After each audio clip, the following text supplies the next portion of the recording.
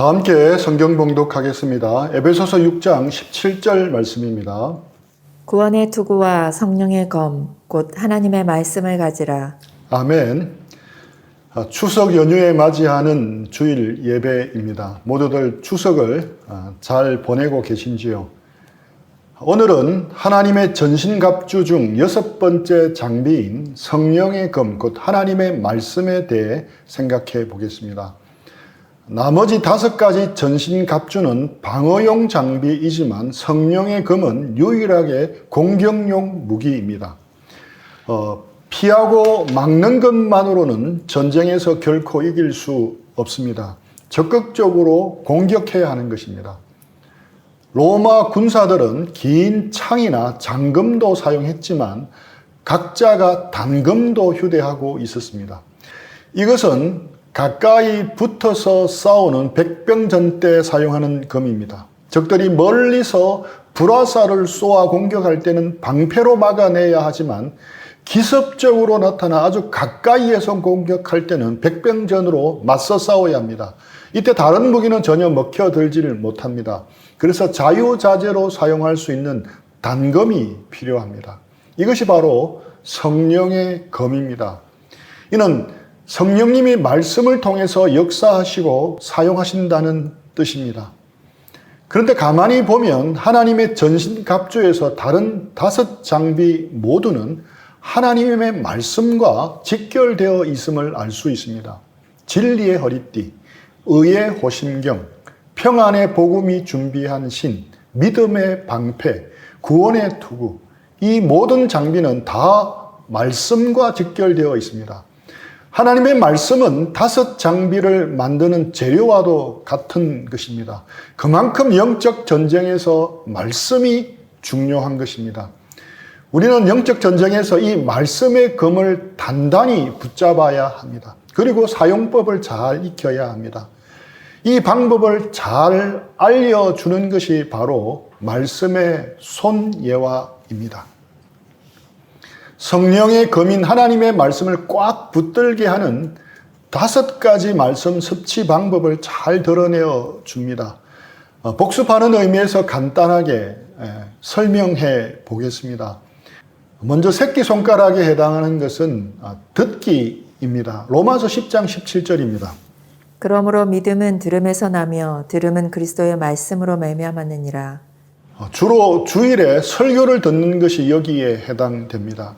개인 교제를 통해서 말씀의 가르침을 받는 것도 여기에 해당합니다. 믿음은 들음에서 나기 때문에 우리는 하나님의 말씀을 들어야 합니다. 그 다음 약지에 해당하는 것이 읽기입니다. 계시록 1장 3절입니다. 이 예언의 말씀을 읽는 자와 듣는 자와 그 가운데 기록한 것을 지키는 자는 복이 있나니 때가 가까움이라. 성경 읽기는 누구나 손쉽게 할 수 있는 방법입니다. 우리는 함께 꾸준히 공동체 성경 읽기를 활용하고 있습니다. 성경 읽기는 하나님의 말씀에 대한 전체적인 시야를 갖게 합니다.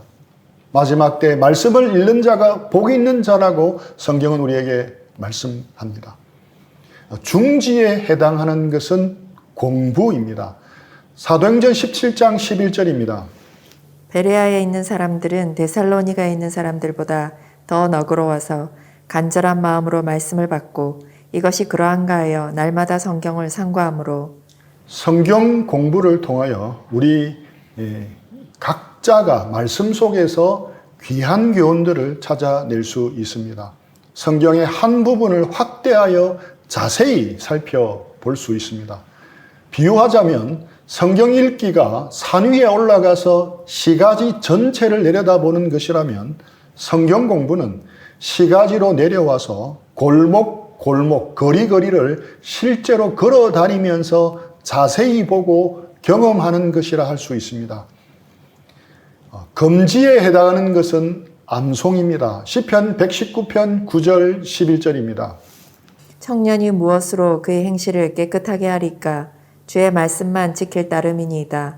내가 주께 범죄하지 아니하려 하여 주의 말씀을 내 마음에 두었나이다. 투자된 시간에 비해 가장 많은 효과를 볼 수 있는 성경 섭취 방법이 무엇이겠습니까? 바로 이 성경 암송입니다. 성경 암송은 강력하게 말씀을 붙들 수 있는 방법입니다. 또한 암송한 말씀은 우리의 실제 삶 가운데 가장 확실하게 사용할 수 있습니다. 그리고 마지막으로 엄지에 해당하는 것이 묵상입니다. 시편 1장 2절 3절입니다. 오직 여호와의 율법을 즐거워하여 그의 율법을 주야로 묵상하는도다. 그는 시냇가에 심은 나무가 철을 따라 열매를 맺으며 그 잎사귀가 마르지 아니함 같으니 그가 하는 모든 일이 다 형통하리로다. 묵상에는 놀라운 하나님의 약속이 있습니다. 시냇가에 심은 나무처럼 철을 따라 열매를 맺고 잎사귀가 마르지 아니한 것처럼 모든 일에 형통하다고 말합니다. 묵상은 위에 4가지 성경 섭취 방법들과 합하여 사용할 수 있습니다. 묵상은 풀무질과 같다고 할 수 있습니다. 듣기, 읽기, 공부하기, 암송하기를 통해 섭취된 말씀의 불에 풀무질을 하는 것이라 할 수 있습니다. 풀무질을 통해 불이 밝게 타오를수록 더 많은 빛을 냅니다. 통찰력과 이해력을 준다는 것입니다. 풀무질을 통해 불이 밝게 타오를수록 더 많은 열을 줍니다. 순종의 행동을 하고자 하는 열정을 주는 것입니다. 말씀을 섭취해도 은혜가 되지 않고 냉랭한 이유는 묵상이라는 풀무질을 제대로 하지 않기 때문입니다. 다시 한번 복습해 보겠습니다. 새끼손가락은 듣기, 로마서 10장 17절입니다. 약지는 읽기, 계시록 1장 3절입니다.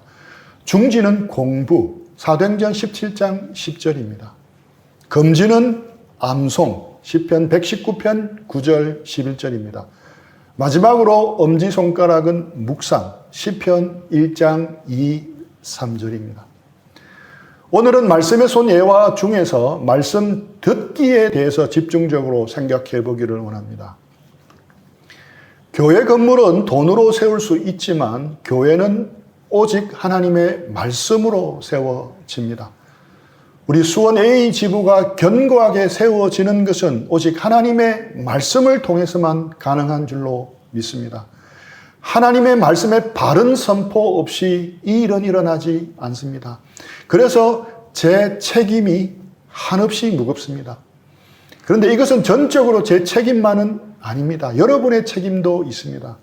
교회가 온전하게 세워지려면 설교자가 바른 설교를 선포해야 하고 성도들은 그 설교를 바르게 들어야 합니다. 둘 다가 필요합니다. 설교를 잘하는 것만큼이나 설교를 잘 듣는 것도 중요합니다. 그런데 설교를 잘하는 방법에 대한 책은 많지만 설교 잘 듣는 법에 대한 책은 찾아보기가 쉽지 않습니다. 오늘은 설교를 잘 듣는 법에 대해서 생각해 보겠습니다. 보통의 그리스도인들은 일평생 얼마나 많은 설교를 듣겠습니까? 주일 설교만 듣는다고 가정해도 1년에 적어도 52번은 듣습니다. 별로 많지 않게 들리지 않습니까? 그런데 따지고 보면 결코 그렇지 않습니다. 10년을 들으면 520번, 20년을 들으면 1040번입니다. 게다가 인터넷으로 다른 설교까지 듣는다면 훨씬 더 많습니다. 제가 매주일 설교하는 원고 분량이 보통 A4 용지 12페이지 정도가 됩니다. 1년이면 대략 600페이지 책 한 권이 되며 올해가 수원으로 올라온 지 5년째이니까 600페이지 책 5권 분량을 설교한 셈입니다. 결코 적지 않은 양입니다. 이 설교만 잘 소화해도 엄청난 양이라 생각합니다. 믿음은 들으면서 난다고 말씀하셨기 때문에 분명히 여러분들의 믿음이 과거보다 더 자랐으리라 생각합니다. 저도 그렇고 여러분도 그렇고 그렇게 되기를 축복합니다. 예수님은 설교를 잘 듣는 것이 무엇인지에 대해 비유를 통해서 교훈하셨습니다. 누가복음 8장 4절로 8절 말씀입니다. 각 동네의 사람들이 예수께로 나와 큰 무리를 이루니 예수께서 비유로 말씀하시되 씨를 뿌리는 자가 그 씨를 뿌리러 나가서 뿌릴새 더러는 길가에 떨어짐에 밟히며 공중의 새들이 먹어버렸고 더러는 바위 위에 떨어짐에 싹이 났다가 습기가 없으므로 말랐고 더러는 가시떨기 속에 떨어짐에 가시가 함께 자라서 기운을 막았고 더러는 좋은 땅에 떨어짐에 나서 100배의 결실을 하였느니라. 이 말씀을 하시고 외치시되 들을 귀 있는 자는 들을지어다. 흔히들 씨 뿌리는 자의 비유라고 하는 말씀입니다. 정확하게 보면 네 종류의 땅의 비유라고 하는 것이 옳을 듯합니다. 어떤 마음, 어떤 태도로 설교를 듣는가에 따라 네 종류의 땅으로 구분이 됩니다. 씨 뿌리는 자는 동일한 씨를 뿌립니다. 씨 뿌리는 자는 복음을 전하는 자, 설교를 하는 자를 가리킵니다. 동일한 씨가 뿌려지지만 그 씨를 받아들이는 땅은 모두 네 종류입니다. 길가, 바위 위, 가시떨기 속, 그리고 좋은 땅입니다. 먼저 길가에 씨가 뿌려집니다. 길가에 뿌려진 씨는 밟히고 공중의 새들이 먹어버려 열매를 맺지 못합니다. 유대교에서는 새는 전통적으로 종종 사악한 대상, 마귀를 상징합니다. 이 비유를 12절에서 설명해 줍니다. 누가복음 8장 12절입니다. 길가에 있다는 것은 말씀을 들은 자니 이에 마귀가 가서 그들이 믿어 구원을 얻지 못하게 하려고 말씀을 그 마음에서 빼앗는 것이요. 여러분이 설교를 듣는 이 시간에도 실제 소리 없는 영적 전쟁이 벌어지고 있습니다. 마귀가 공격하고 있는 것입니다. 말씀을 믿어서 구원받지 못하게 하려고 마음을 산만하게 합니다. 이런저런 잡생각이 나게 하기도 합니다. 때론 졸리게 만들어서 필름 끊기듯 마음에서 그 말씀을 빼앗아 갑니다. 그렇게 말씀을 들으면 설교를 듣기는 들었지만 그에게 아무 일도 일어나지 않습니다. 씨가 길가에 떨어진 경우가 최악의 설교 듣기에 해당됩니다. C.S. 루이스가 스크루 테이프의 편지라는 책에서 이 상황을 기가 막히게 잘 설명해 줍니다. 스크루 테이프의 편지는 고참악마 스크루 테이프가 신참악마 워무드에게 보낸 31통의 편지로 이루어진 책입니다. 악마가 인간 영혼을 타락시키고 어떻게 하나님과 멀어지게 만드는지 그것에 대한 각종 지혜와 통찰이 깨알같이 적혀 있습니다. 강동원이 주연을 맡은 전우치라는 영화를 보셨습니까? 영적 전쟁은 영화 전우치처럼 악령과 귀신과의 현란하게 벌이는 전쟁이 아닙니다. 또 영적 전쟁은 영화 부산역에 나오는 좀비들과 같은 엄청난 싸움 같은 것도 아닙니다. 영적 전쟁은 대부분 우리도 알아차리기 힘들 정도로 조용하게 이루어집니다. 우리 생각과 일상 속에서 우리도 모르게 조용하게 자연스럽게 일어나는 경우가 훨씬 더 많습니다. 스크루 테이프의 편지는 우리의 생각 속에서 우리의 매일 일상 속에서 영적 전쟁이 실제로 어떻게 벌어지고 있는가를 놀라울 정도의 통찰력을 가지고 흥미롭게 풀어낸 책입니다. 4분기 필독서로 읽었으면 하는 책입니다. 이 책에 나오는 내용을 지금의 상황에 맞게 조금 각색해 보았습니다. 영국의 어떤 노신사가 대영 제국의 도서관을 찾아갑니다. 노신사는 일주일에 한 번씩 이 도서관에 들르는 습관이 있습니다. 그날도 어김없이 도서관에 들어갔습니다. 서고를 둘러보다가 우연히 눈에 띈 책을 손에 쥐게 되는데 신앙에 관한 책이었습니다. 그 책을 읽으면서 노신사의 마음에 갑자기 하나님에 관한 생각이 싹트기 시작합니다. 과연 하나님은 어떤 분이실까? 이 하나님은 나에게 무엇을 원하실까? 삐뽀 담당 악마에게 비상 상황을 알리는 급박한 벨이 울립니다. 그 순간 급하게 악마가 노신사에게 달려옵니다. 악마는 그 노신사의 마음에 이렇게 말하기 시작합니다. 벌써 점심시간이야. 뭘 그렇게 생각을 많이 해? 12시 10분 전이라서 지금 가면 식당에 줄 설 필요도 없이 바로 먹을 수 있어. 얼른. 그 순간 그는 잠시 전 마음속에 떠오른 하나님에 관한 생각을 눌러버립니다. 그리고 도서관 구내식당으로 갑니다. 혼자 점심을 먹으면서 또다시 좀 전에 했던 하나님에 대한 생각을 다시 하기 시작합니다. 정말 하나님은 살아 계실까? 그 하나님은 과연 어떤 분일까? 나는 그분과 어떤 관계를 맺어야 하는가? 이것을 옆에서 지켜보고 있던 악마는 그의 마음속에 다시 말하기 시작합니다. 밥 먹는데 뭘 골치 아프게 생각하니? 밥은 즐겁게 먹어야 소화도 잘 되고 건강에 좋아. 복잡한 생각은 나중에 하고 우선 식사부터 얼른 끝내. 식사를 끝냈습니다. 그러자 다시 하나님에 대한 생각이 어렴풋이 나오려고 합니다. 그때 또 악마는 노신사의 마음에 얼른 다른 생각을 집어넣어서 그 생각을 막아버립니다. 그래, 맞아. 오늘은 너무 바쁘게 처리할 일이 있지. 얼른 집에 가야 되겠다. 그는 밖으로 나와 전철을 탑니다. 전철에 앉자 스마트폰을 꺼내고 이어폰을 꼽은 채 유튜브를 켭니다. 손흥민의 골 소식과 김하성의 활약을 알리는 썸네일이 눈에 들어옵니다. 흥미있는 내용이라 안 볼 수가 없습니다. 자연스럽게 눌러서 재미있게 봅니다. 그렇게 그날은 아무런 일도 없었던 것처럼 여느 때와 마찬가지로 전철을 타고 집으로 돌아가게 됩니다. 이때 루이스는 이런 인상 깊은 장면을 하나 보여줍니다. 그 노신사에게 카메라를 줌아웃합니다. 그랬더니 그 노신사 맞은편에 있는 악마가 보입니다. 악마는 팔짱을 낀 채 그 노신사를 바라보면서 회심의 미소를 짓고 있습니다. 길가에 떨어지며 밟힘에 공중의 새들이 먹어버렸고, 이런 메커니즘으로 마귀는 말씀을 빼앗아 가는 것입니다. 이 노신사에게서 우리의 모습이 보이지 않습니까? 우리는 설교를 듣다가 때론 큰 감동을 받아서 하나님에 대해 더 깊이 생각해 보고 싶어 합니다. 자신의 신앙에 대해서 새롭게 하기를 원하는 마음이 생깁니다.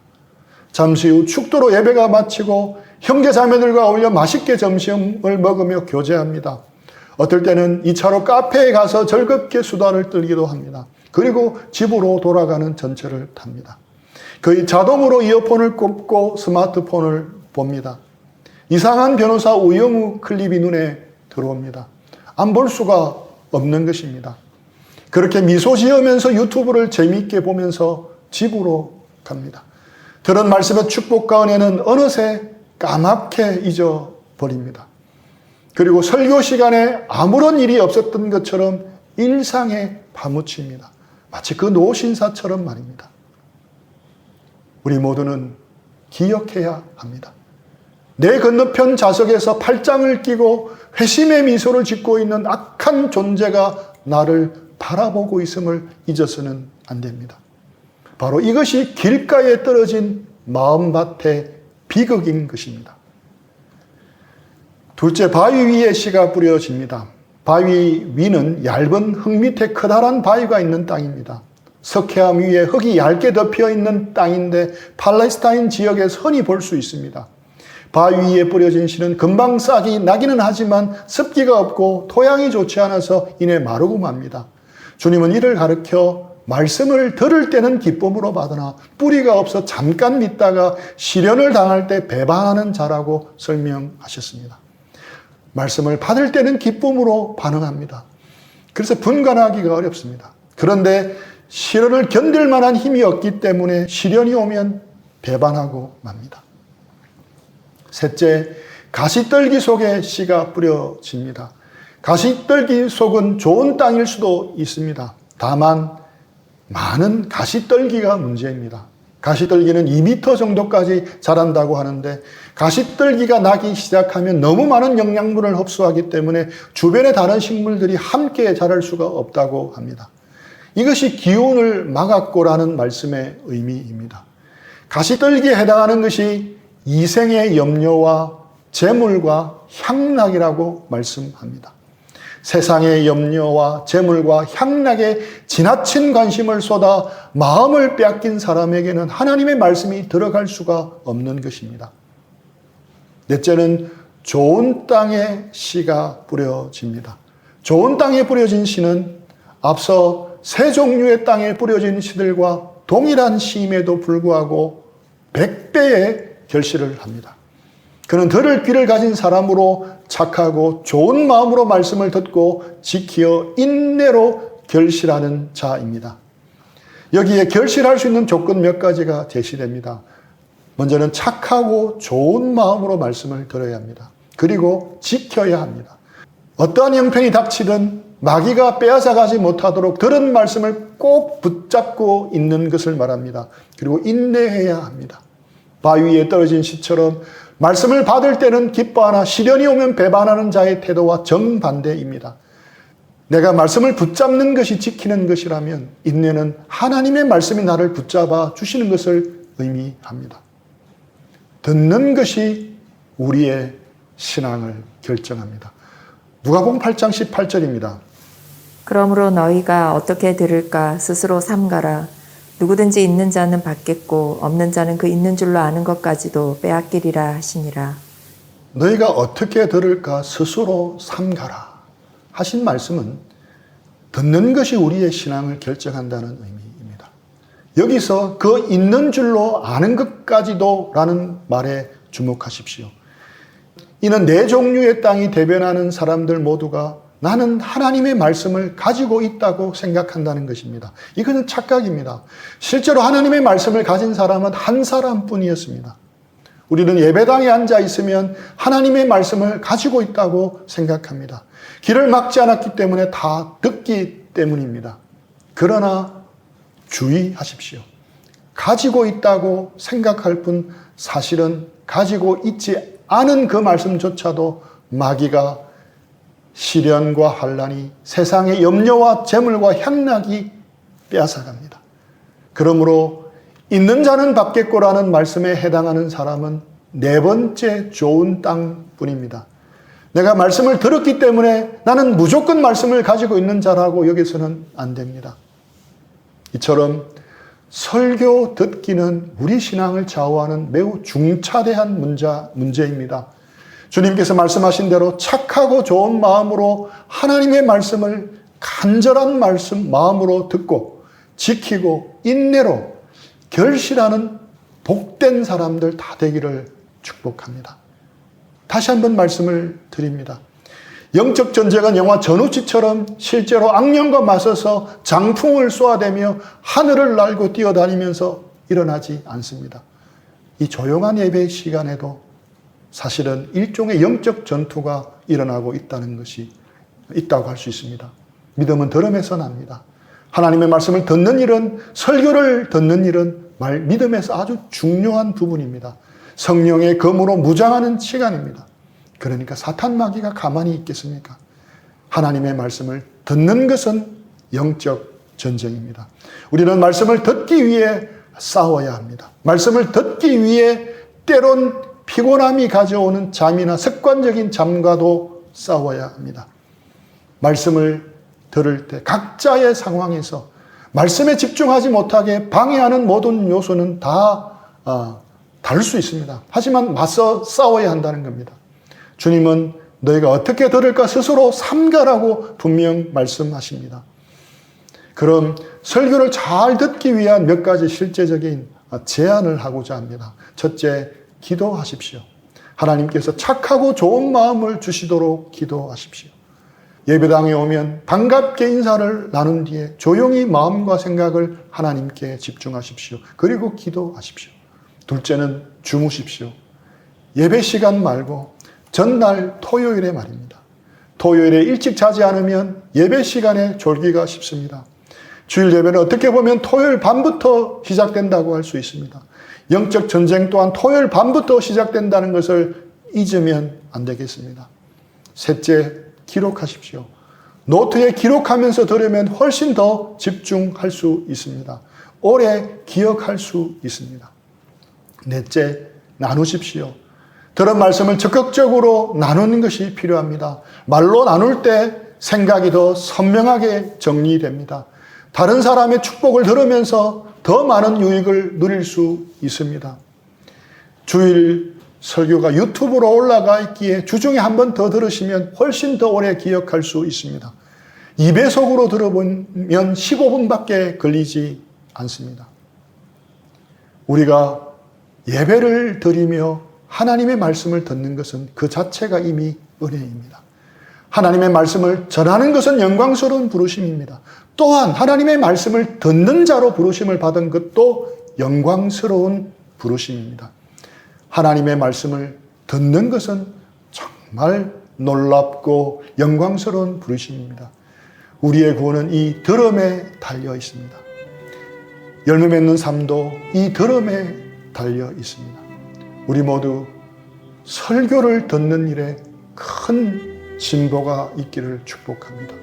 성령의 검, 하나님의 말씀을 꼭 붙드는 한 주가 되기를 축복합니다. 우리 들은 말씀 생각하면서 잠시 기도하고 적용하겠습니다.